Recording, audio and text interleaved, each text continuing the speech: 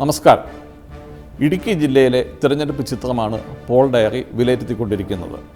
ഉടുമ്പൻചോല, തൊടുപുഴ എന്നീ നിയമസഭാ മണ്ഡലങ്ങളിലെ തിരഞ്ഞെടുപ്പ് രാഷ്ട്രീയ ചിത്രമാണ് കഴിഞ്ഞ ദിവസങ്ങളിൽ നാം പരിശോധിച്ചത്.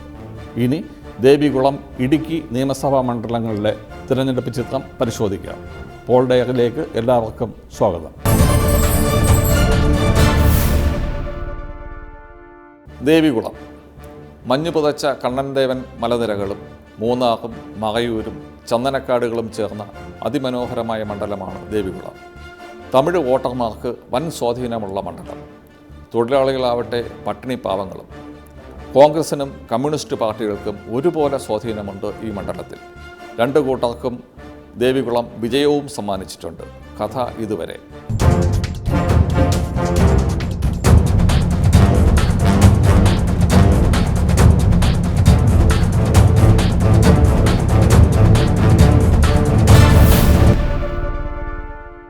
തെക്കിൻ്റെ കാശ്മീർ എന്നറിയപ്പെടുന്ന മൂന്നാറും ഇരവികുളം ദേശീയ ഉദ്യാനവും ആനയിറങ്കലും അടങ്ങിയ പ്രശസ്ത ടൂറിസ്റ്റ് കേന്ദ്രങ്ങൾ മൂന്നാറിന്റെ മുഖമുദ്രകളാണ്. എന്നാൽ വെറും വിനോദസഞ്ചാര കേന്ദ്രമായല്ല മൂന്നാറിനെ ഇന്ന് കേരളം അറിയുന്നത്.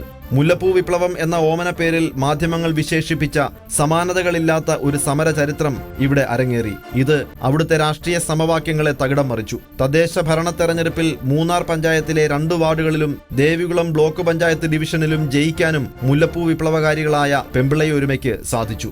1965 മുൻപ് പീരുമേട് കൂടി ഉൾപ്പെട്ട ദേവികുളം ദ്വയാംഗ മണ്ഡലമായിരുന്നു. ഒരാൾ ജനറൽ വിഭാഗത്തിലും മറ്റൊരാൾ സംവരണ വിഭാഗത്തിലും ഒരേ മണ്ഡലത്തിൽ മത്സരിക്കുന്നതാണ് ദ്വയാംഗ മണ്ഡലം. 1965 മണ്ഡലം രൂപീകൃതമായ ശേഷം 12 തെരഞ്ഞെടുപ്പുകളാണ് ഇവിടെ നടന്നത്.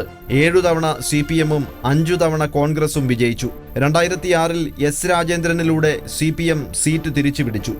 എസ് രാജേന്ദ്രൻ 52,795 വോട്ട് നേടി 5,887 വോട്ടിന്റെ ഭൂരിപക്ഷത്തിൽ UDF-ലെ AK മണിയെ പരാജയപ്പെടുത്തി. AK മണി 46,908 വോട്ടാണ് നേടിയത്.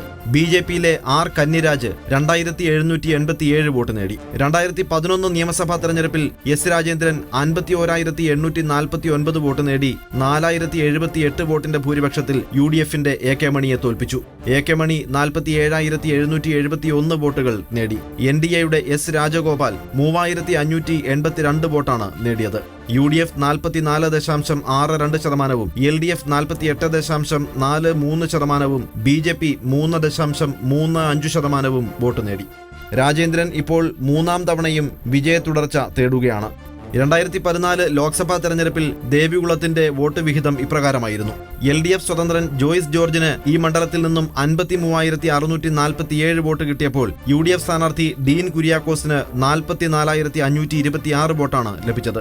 BJP സ്ഥാനാർത്ഥി സാബു വർഗീസിന് ദേവികുളം നൽകിയത് 5,592 വോട്ട് മാത്രമാണ്. 1996 മുതൽ BJP ഇവിടെ മത്സരരംഗത്തുണ്ട്. ദേവികുളത്തിൻ്റെ പൊതുവായ സ്വഭാവമാണ് നാം ഇതുവരെ പരിശോധിച്ചത്. ഇനി ഇപ്പോഴത്തെ അവസ്ഥ, കളിക്കളം.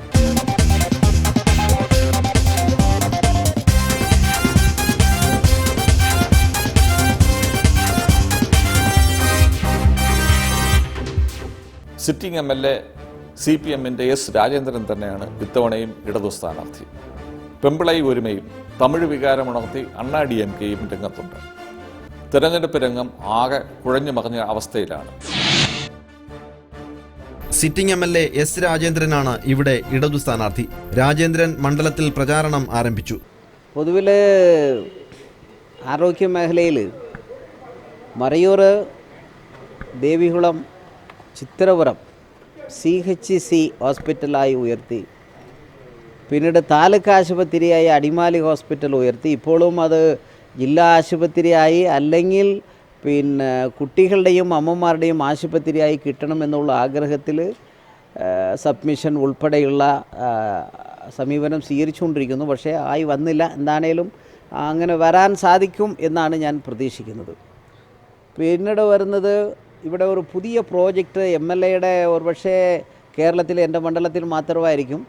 ജീവനം 2014 എന്നും പറഞ്ഞ ഒരു പുതിയ പ്രോജക്റ്റാണ്. അത് വീട് വീടാന്തരം സർവേയും പഞ്ചായത്ത് അടിസ്ഥാനത്തിൽ മെഡിക്കൽ ക്യാമ്പും അതിനുശേഷം മാരക രോഗമുള്ള ആളുകൾക്ക് ബ്ലോക്ക് തലത്തിലും പിന്നീട് താലൂക്ക് അടിസ്ഥാനത്തിൽ കണ്ടെത്തുകയും ആ രോഗങ്ങളായ ക്യാൻസർ, കിഡ്നി, ന്യൂറോ, ഇത്തരത്തിൽ വരുന്ന രോഗങ്ങൾക്ക് തുടർ ചികിത്സ കണ്ടറിയുക, തുടർ ചികിത്സ ചെയ്യുക. അങ്ങനെ തുടർച്ചയായുള്ള മെഡിക്കൽ ക്യാമ്പുകൾ കൊണ്ടുപോകുന്നത് കൊണ്ട്, ആശാപ്രവർത്തകരെ ഉൾപ്പെടുത്തിക്കൊണ്ട് അങ്ങനെ പോകുന്നതുകൊണ്ട് ഒരു 5 കൊല്ലം അല്ലെങ്കിൽ ഒരു 3 കൊല്ലത്തിന് ശേഷം നമ്മുടെ മേഖലയിൽ രോഗികളുടേതായുള്ള എണ്ണം ചുരുക്കിക്കൊണ്ടുവരാൻ പറ്റും.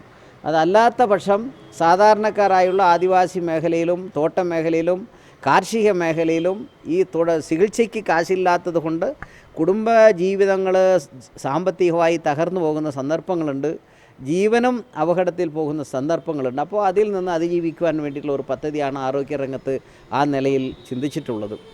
മാത്രമല്ല, ജയസാധ്യത തീർച്ചയായും ജനങ്ങളുമായുള്ള ഇടപെടലും പ്രവർത്തന മേഖലയും കണ്ടപ്പോൾ നല്ലപോലെയുള്ള ഒരു ജയമാണ് പ്രതീക്ഷിക്കുന്നതും നമുക്ക് കാണാൻ സാധിക്കുന്നതും. അതിനെ ഇപ്പോൾ ഇനിയും 1-1.5 മാസക്കാലം അതുമായി ബന്ധപ്പെട്ടുള്ളത് കൊണ്ട് ഞാൻ ആ കാര്യങ്ങളിലേക്ക് കടക്കുന്നില്ല. എന്താണേലും ഉറപ്പിച്ച ജയം ഉണ്ടാവും എന്ന് ഞാൻ മാത്രമല്ല ജനങ്ങളുടെ അഭിപ്രായത്തിൽ നിന്നും ഞാനത് പ്രതീക്ഷിക്കുന്നു.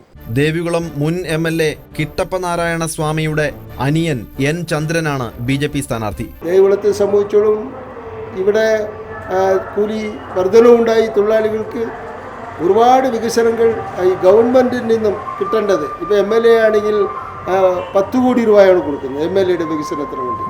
ആ 10 കോടി രൂപ എവിടെ എന്ത് ചെയ്തു എന്നുള്ള അറിയത്തില്ല. പക്ഷേ ഈ നാടിൻ്റെ വികസനത്തിന് വേണ്ടി 10 കോടി രൂപ കൊടുക്കുമ്പോൾ ഈ വർഷം 10 കോടിയാണ്, കഴിഞ്ഞ കൊല്ലങ്ങളിലൊക്കെ 7 കോടി 7.5 കോടി രൂപ കൊടുത്തു. അങ്ങനെ 35 കോടി രൂപ വികസനത്തിന് വേണ്ടി കൊടുത്തപ്പോൾ അതിൻ്റെ ഇത് കിട്ടണ്ടേ ഈ മണ്ഡലത്തിന് വേണ്ടി മാത്രം. ആ തരത്തിലുള്ള ഒരു വികസനം ഇല്ലാതെ കൊണ്ട് LDFിൻ്റെ സ്ഥാനാർത്ഥിക്ക് എതിരായി വോട്ട് UDFിന് കിട്ടും എന്നുള്ള വിശ്വാസമാണ് ഞങ്ങൾക്കുള്ളത്. പെമ്പിളൈ ഒരുമയുടെ സാന്നിധ്യവും തമിഴ് ഭാഷാ വികാരമുണർത്തി മത്സരിക്കാനൊരുങ്ങുന്ന AIDMKയുമാണ് മുന്നണികളുടെ പ്രധാന വെല്ലുവിളി. പെമ്പിളൈ ഒരുമയ്ക്കുള്ളിലെ ഭിന്നിപ്പ് മുന്നണികൾക്ക് ആശ്വാസമേകുന്നുണ്ടെങ്കിലും തോട്ടം തൊഴിലാളികളുടെ മനസ്സിലിരിപ്പ് എന്താണെന്നറിയാൻ തെരഞ്ഞെടുപ്പ് ഫലം വരെ കാത്തിരിക്കണം. തൊഴിലാളികൾക്കിടയിൽ പ്രമുഖ രാഷ്ട്രീയ പാർട്ടികളോടുള്ള വിരോധം ചൂഷണം ചെയ്യാനും ഭാഷാ വികാരമുണർത്താനും AIADMKയും സജീവമാണ്. പെമ്പിളൈ ഒരുമയുടെ പ്രസക്തി എന്ന് പറഞ്ഞു കഴിഞ്ഞാൽ ഞങ്ങൾ മത്സരിപ്പിക്കും. ദേവികുളം മണ്ഡലത്തിലും പീരിമേട്ടിലും 2 പേരെ നിർത്താൻ തീരുമാനിച്ചിട്ടുണ്ട്. പെമ്പിളൈ ഒരുമേനെ തല്ലി തകർക്കാൻ വേണ്ടിയാണ് പലരും ശ്രമിക്കുന്നത്. അത് 3 ശക്തനായ പാർട്ടിയുടെ ഇടയ്ക്കാണ് പെമ്പിളൈ ഒരുമ എന്ന് പറഞ്ഞ ഒരു സാന്നിധ്യം വന്നേക്കുന്നത്. അവരെ ജയിച്ച് ഞങ്ങൾ വന്നോന്ന് പറഞ്ഞു കഴിഞ്ഞാൽ ഇത്രയെങ്കിലും ഞങ്ങളെ കൊണ്ട് പറ്റിയില്ലോ എന്നുള്ള ഒരു സന്തോഷം ഞങ്ങൾക്കുണ്ട്. പാർട്ടിക്കാരെ കുറിച്ച് നിങ്ങൾക്കറിയാമല്ലോ, പാർട്ടി ഞങ്ങളെ ചുമ്മാ വിടുമെന്ന് നിങ്ങൾക്ക് തോന്നുന്നുണ്ടോ? അതിലൊന്നും ഞങ്ങൾ പേടിക്കൊന്നുമില്ല. പക്ഷേ ആൾക്കാരെ ഭയപ്പെടുത്തി ഭീഷണിപ്പെടുത്തി അടിച്ചൊതുക്കി പെണ്ണുങ്ങളെയെല്ലാം പുറത്തു വരാത്ത രീതിയിൽ അടിച്ചൊതുക്കി വെക്കുന്നതാണ്. അല്ലാതെ പെമ്പിളൈ ഒരുമ ഒലഞ്ഞൊന്നും പോയിട്ടില്ല. പെമ്പിളൈ ഒരുമ ശക്തമായിട്ട് തന്നെ മൂന്നാറിലുണ്ട്. ജയിച്ചു വന്നാൽ നല്ലൊരു തൊഴിലാളികൾക്ക് ഒരു നന്മ കിട്ടുമെന്ന ഒരു പ്രതീക്ഷയുണ്ട്. ദേവികുളം നിയോജക മണ്ഡലത്തിൽ ഏറ്റവും ഒടുവിലെ കണക്ക് പ്രകാരം ആകെ വോട്ടർമാരുടെ എണ്ണം 1,63,128 ഇവരിൽ 81,150 പേർ പുരുഷന്മാരും 81,978 പേർ സ്ത്രീകളുമാണ്. പുതിയ രാഷ്ട്രീയ പരീക്ഷണങ്ങൾക്ക് ദേവികുളത്ത് എന്തൊക്കെ മാറ്റം വരുത്താൻ കഴിയും എന്നതാണ് ഈ തെരഞ്ഞെടുപ്പിൽ ഇനി കാണാനുള്ളത്.